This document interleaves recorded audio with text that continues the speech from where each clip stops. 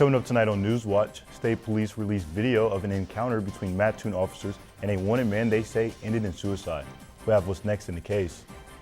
Also tonight, Illinois legislators introduced a new bill encouraging investigation into state links to Jeffrey Epstein. Emily? Today will likely be the last colder day for a while, but rain has replaced those cold temperatures and will be impacting us for the rest of this work week. I'll have more on that coming up. This is News Watch, and your Tuesday evening's edition starts now.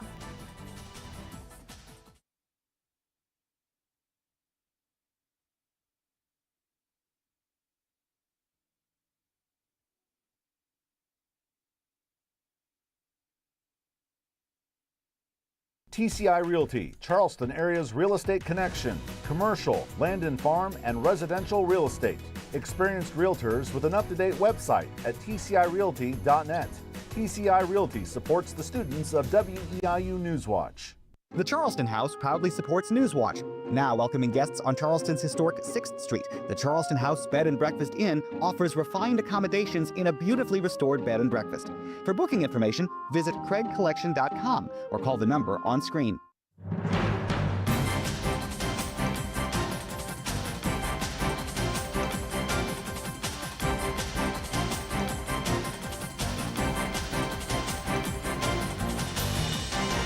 Illinois State Police released a video and details of an encounter between Mattoon officers and a wanted man last month that authorities say ended in a suicide. And that's our top story tonight. Good evening and thanks for joining us. I'm Emily Davis. And I'm Rashad Jones. We'll warn you, this video may be disturbing to some viewers. Investigators say on February 13th, police in Kalamazoo, Michigan notified Mattoon police that a man wanted in connection with an armed robbery was at a hotel on East Broadway Avenue. They've since identified that man as 38-year-old Devon Coleman Kennedy. Illinois State Police say Mattoon officers found Coleman Kennedy in a vehicle in the parking lot and tried to have him leave the vehicle. But they say Coleman Kennedy told officers he planned to shoot himself, and they say he did so inside the vehicle moments later. Take a look. No, you're not. Get out of the car. You're not going back to prison. Just come back to me. You're not going to prison. No.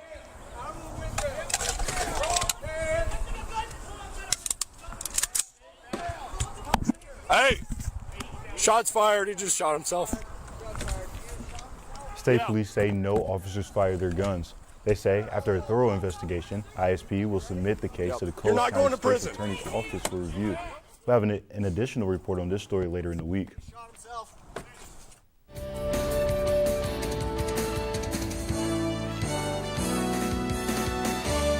It was a rainy day today, but we also saw a little bit warmer temperatures. High temperature of 46 degrees here in Charleston, mid-40s across most of the viewing area, although we did reach the 50s down in Robinson, getting right to that 50-degree mark with a high temperature of 50 degrees exactly. But as we move overnight tonight, we're going to see those temperatures drop down to a low of 43, but those rain showers are going to continue as we move overnight tonight. Rain showers overnight tonight, eventually into tomorrow as well, and we're going to see that as we look at our day planner. A slight break from the rain in the morning, but more rain is to come as we move throughout the daytime. But temperatures are going to continue to warm up with a high temperature of 52 degrees. That's a first look at your Skywatch forecast. Now back to the desk.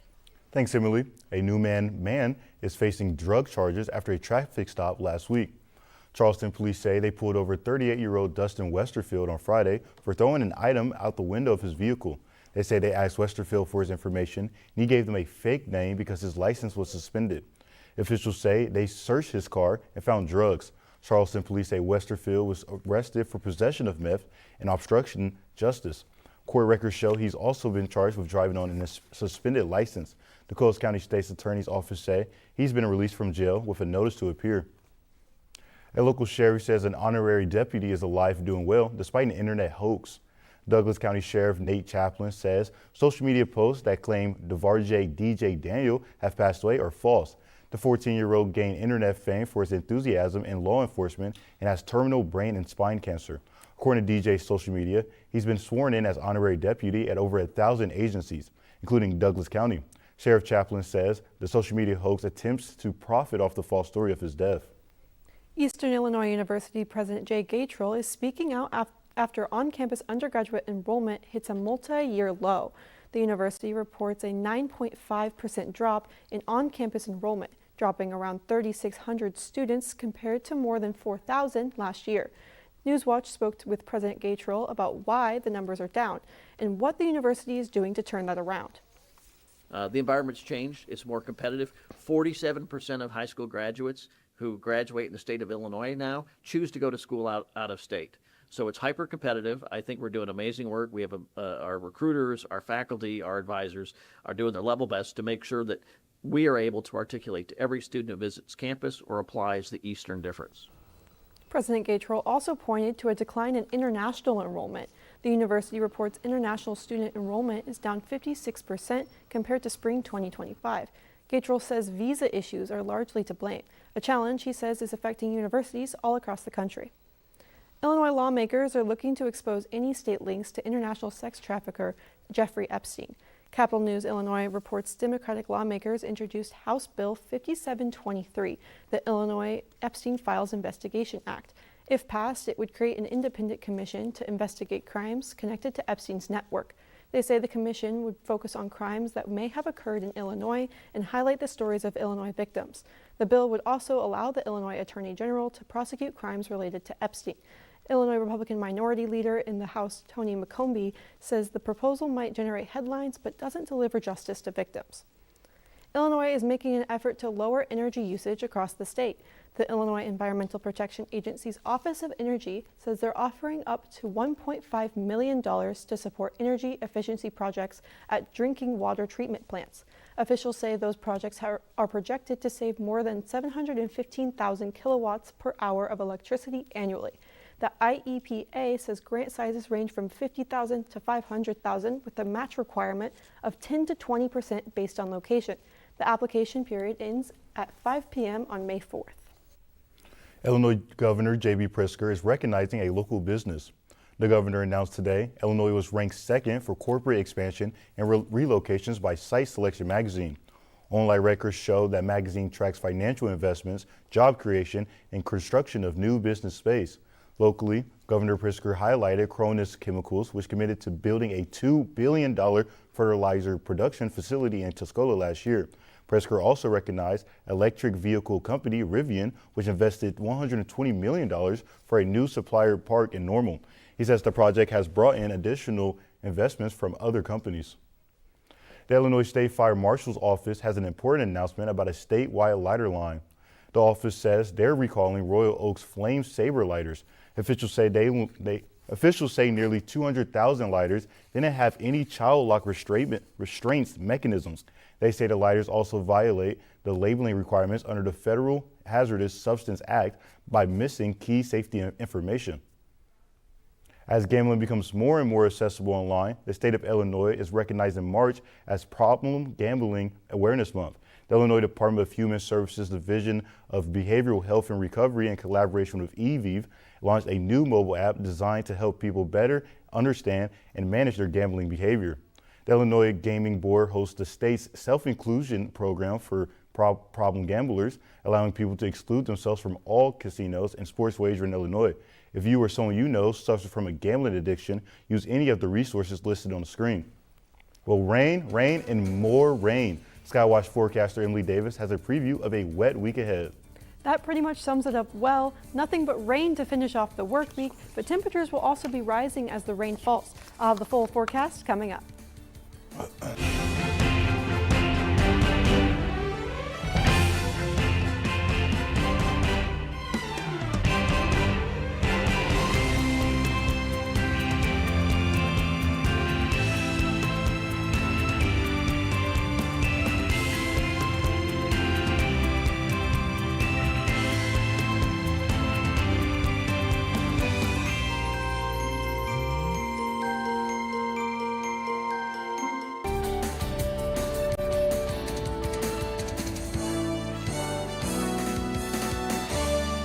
This week continues Severe Weather Preparedness Week, which is always the first week of March. Today we're going to be focusing on lightning awareness. Now, if you are outside, there is no safe place outside during thunderstorms, but if you do find yourself outside, make sure to avoid open fields in high elevation, such as the top of ridges or hills. Avoid tall, isolated objects, which include tall trees that are isolated or tall buildings. Avoid water as well, or metal items, because both can attract lightning. But once again, there is no safe place outside. If you're out in a thunderstorm, lightning can always strike. And although we didn't see severe storms today, we did see quite a bit of rainfall. A lot of that rainfall has already pushed off to the east from this morning, but more rain is on its way as we move overnight tonight. Throughout the daytime today, though, we saw around a ½ inch across the area. Some areas seeing more, almost up to an inch down in Effingham with 9/10 of an inch. But as we look at our high temperatures today, we saw high temperatures a little bit warmer than what we typically have been seeing. A high temperature of 46 degrees here in Charleston, although we did reach 50 degrees down in Robinson. But here in the background, you can see rain is still falling across Eastern's campus, and this will be the case as we move overnight tonight, with rainfall throughout the nighttime and eventually into the next couple days. But overnight, we're going to see temperatures dropping down into the 40s, a low temperature of 43 degrees. Once again, rain showers overnight and breezy winds out of the northeast at 5 to 10 miles per hour. But as we look at our future casts, more rain is already falling in our area and will continue to do so as we move overnight tonight and into tomorrow morning. But tomorrow morning, we're going to see a slight break from the rain, mostly cloudy skies to start off our daytime tomorrow, but more rain will be in the forecast for the daytime tomorrow, starting in the early afternoon and moving throughout the daytime tomorrow. We will be seeing more rain, another wet day with a high temperature still rising though, with a high temperature of 52 degrees. But as we look at our futurecast tomorrow, here's that break in the rain in the morning hours, but more rain is on its way as we move throughout the daytime tomorrow. Less heavy rain than what we saw this morning, but still rain nonetheless moving through our area tomorrow, and will continue to do so as we make it throughout the rest of our work week. Even more rain as we make it to Thursday, with a high temperature still rising, a high temperature of 58 degrees. If it wasn't for that rain, it'd be a beautiful day to get outside, but we will see possible thunderstorms as we make it to Friday. High temperatures once again rising, a high temperature of 67 degrees to finish off our work week. But we will see temperatures start to drop down on Saturday, because we'll see the last of the rain in the morning on Saturday. Eventually, that will bring a cold front across, which will cause temperatures to drop down throughout the daytime tomorrow. We will be seeing a high temperature of 60, but in the morning hours on Saturday before those temperatures drop down. Now, these are our totals, or projected totals, moving through Saturday morning. Over an inch in almost all of our areas, almost 2 inches down in Robinson. 1.5 inches is the average across the area.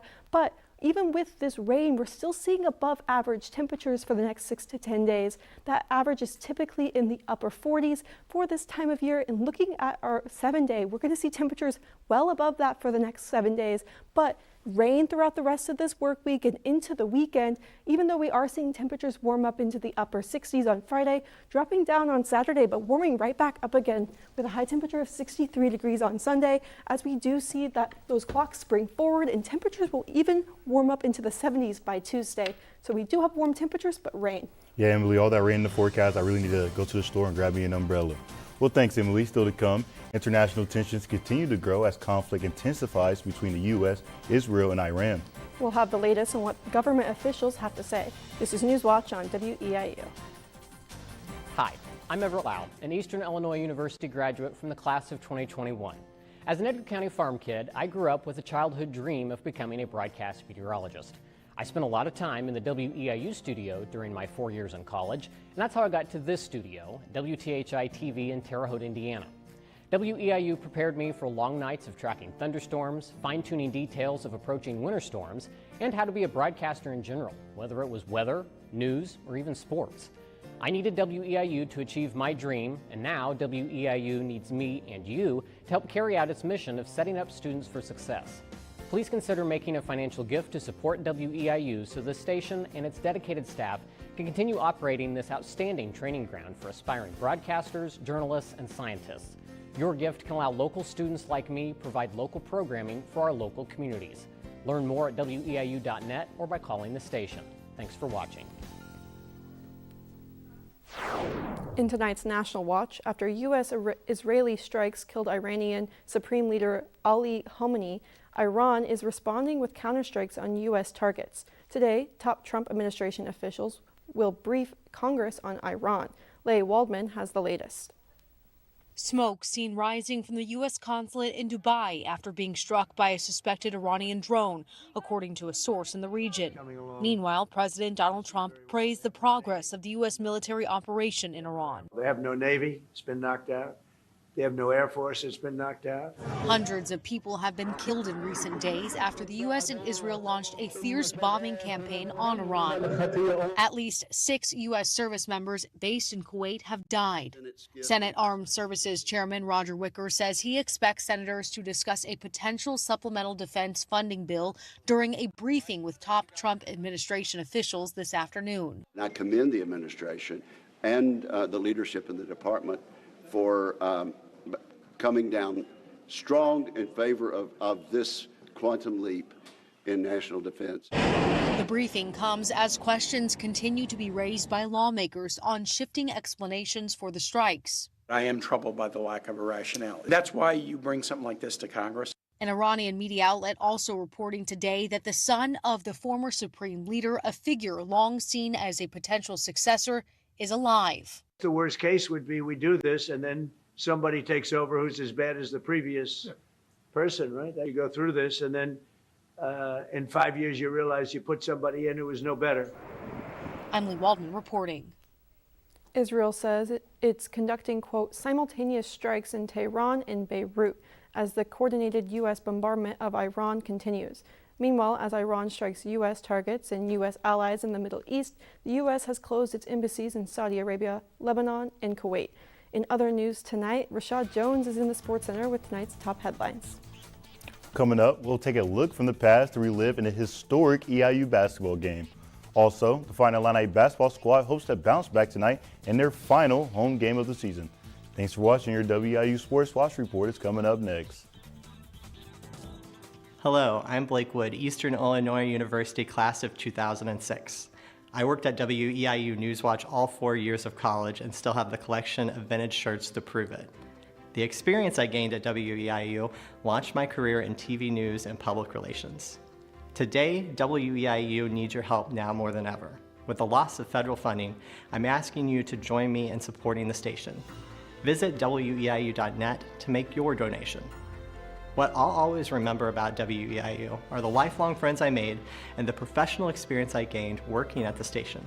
It's where I anchored my first newscast, covered severe weather, and told stories that mattered to communities like Charleston, Arcola, Casey, and Paris. If you value education, local news, and local programming, please donate online or call the station. Support WEIU. Thank you.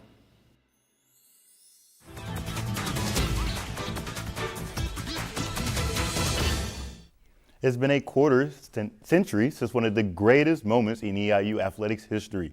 March 3rd, 2001, EIU men's basketball completed a dramatic comeback, climbing back from an 18-point deficit in the final minutes to win the OVC championship. Here's a snippet from WEIU's program on the 100 years of EIU basketball and that historic comeback.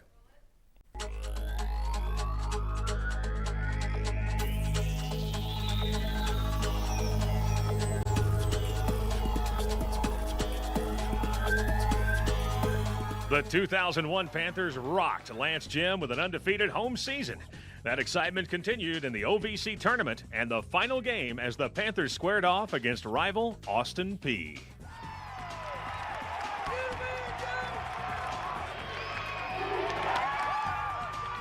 Eastern was having a bad day. Matt Britton wasn't 100%. It looked like it was all kind of slipping away. You know, bad day to have a bad day.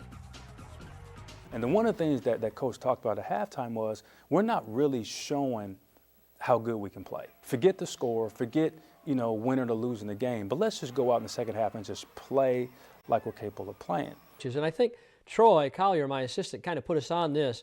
He said, let's not think of in terms of the end of the game, guys. He said, let's think in 2 to 3 minute increments. He said, let's try to cut it to 14 in the next 3 minutes. And by the next time out, let's try to get it down to 10. And by the next time out to, under 10. And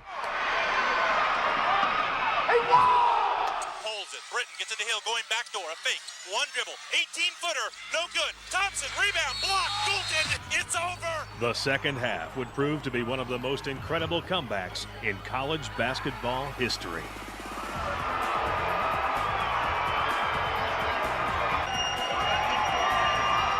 The win became an instant ESPN classic. The story made the front page of USA Today, followed by an article in Sports Illustrated. The 2001 season would be the only time in the history of the NCAA that two players from the same team were ranked in the top 5 scorers nationally, Henry Damerkant and Kyle Hill. That season was the most wins the Panthers had since 1980 and the last time EIU made the NCAA tournament. Looks to write their own history. Eastern will kick off OVC tournament action tomorrow for just the second time in 6 years. Tip-off in Evansville is set for 6. Sports Watch will be in attendance and have the full recap on Thursday. Well, in that tournament, the Panthers look towards their star player, Zion Fruster, after being recognized for his impressive season. Fruster was named to the second-team Ohio Valley Conference team as the league announced its postseason awards earlier today. The senior guard led the Panthers in scoring this season, averaging 14.8 points, which was 7th in the conference. For the season, he had 23 double-figure scoring games with a high of 28 points on senior day against Southern Indiana. At the high school level, the boys basketball sectionals begin tonight, and some of our local teams are taking center stage. In the Class 1A Meridian sectional, top seed of Tuscola looks to punch a ticket into the Super 16 as they face Altamont at 7.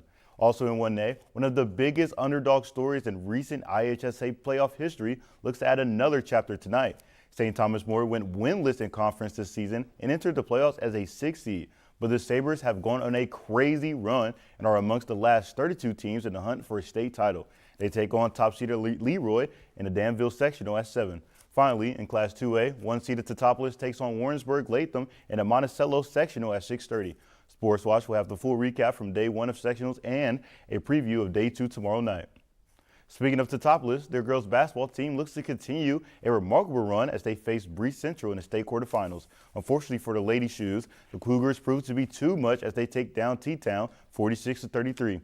Teutopolis finishes the season with a 27-7 record and was the last girls basketball team standing from East Central Illinois. From the court to the mound, East Illinois baseball looks to get back in the win column after losing their last 5 games. The Panthers travel to the University of Illinois to take on the Fine Illini. The game is originally set to start at 3, but due to weather condition, the game has now been pushed back to 6. This matchup against the Orange and Blue is the start of a 4-game away skid for EIU as they will face off against Bellarmine for one final weekend road trip before the home opener. We'll have the full recap of tonight's game on tomorrow's Sports Watch. The Fine Illini basketball team is back in action after a big loss to Michigan last week. The number 11 Illinois squad plays its final home game of the season tonight, hosting Oregon. Players like Colin Boswell, Ben Hummerkaus, and A.J. Rail will be honored before the game. Despite the loss in their last game, Keenan Wagler led Illinois in scoring with 23 points, his 9th 20-point game of the season. With a win tonight, the Illini have a chance to secure a triple bye into Friday's quarterfinals. The game is set to tip off at 8. Finally tonight, Chicago Bears Pro Bowl center Drew Dalman has shockingly announced his retirement. Dalman, a Stanford grad, played just 5 years in the NFL and is only 27 years old.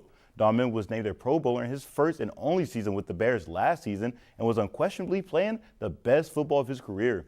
Well, and that's all for sports. Emily, back to you. Thanks, Rashad. We're looking at some much-needed rain for the week ahead. I'll have your full recap of your Skywatch forecast after this break. But first, if that weather has you reaching for a blanket and a good book, the public library says they've got you covered. Thanks for watching. This is Newswatch on WEIU.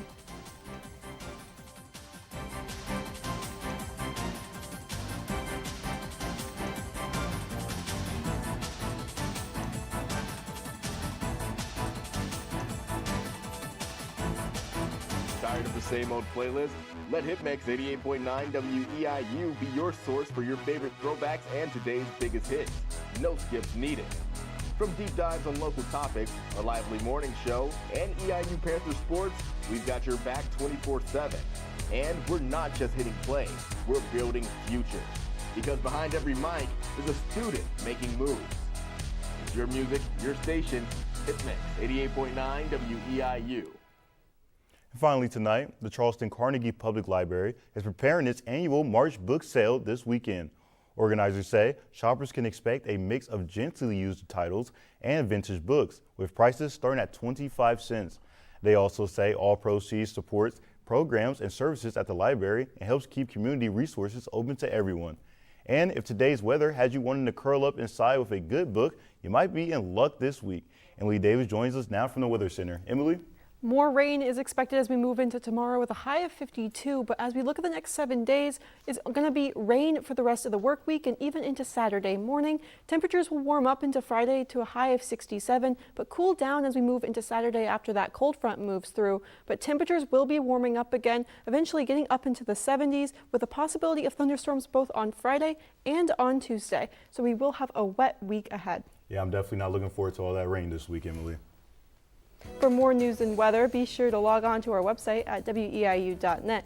There you'll find real-time forecasts and the news video of the day. And if news is happening in your community, let us know by dropping us an email at news@weiu.net. Have a good night.